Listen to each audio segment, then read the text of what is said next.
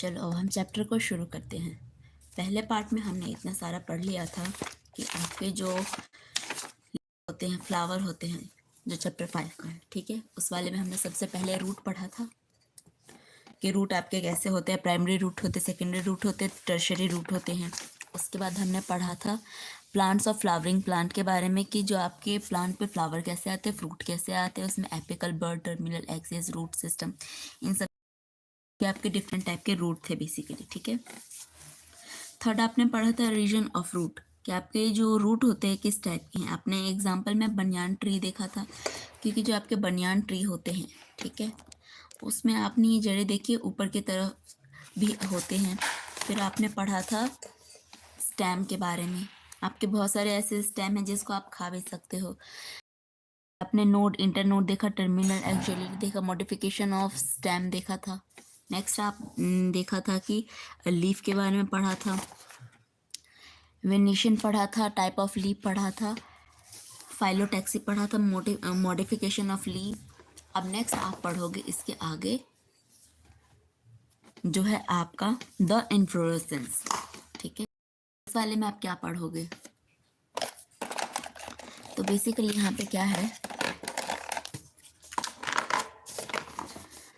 जो आपके इन्फ्लोरेसेंस है वो क्या करते हैं, जब flower is modified into shoot, जो आपके फ्लावर है मॉडिफाइड, जो फ्लावर होते हैं मॉडिफाई होते किस चीज़ में, शूट में होते हैं। Variant the shoot apical meristem change to the flower meristem internode do not elongated, do not not because जहाँ पे मैंने आपको बताया था कि यहाँ से रीजनिंग क्वेश्चन बन सकते हैं, तो आपने यहाँ पे ये भी पढ़ा था।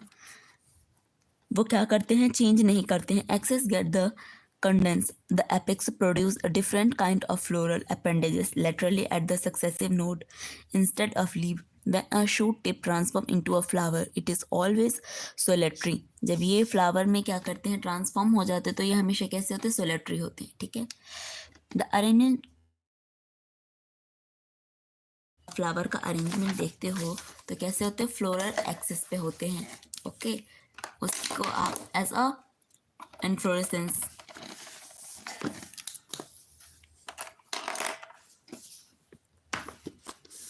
depending on the where the apex get converted into a flower or continue to grow two major type of inflorescence, जो कि दो आपके इंपॉर्टेंट है। सबसे पहले आप देखोगे कि आपके रेसिमोज एंड साइमोज हैं।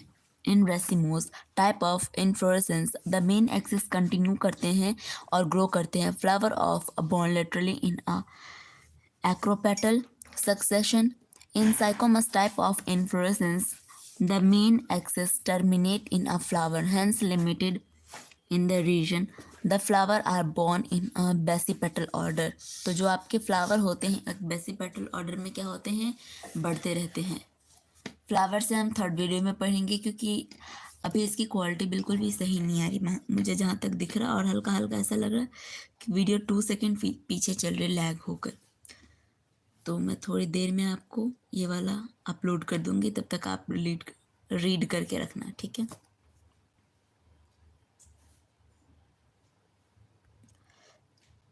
इतना ज़्यादा तो लैग नहीं होना चाहिए।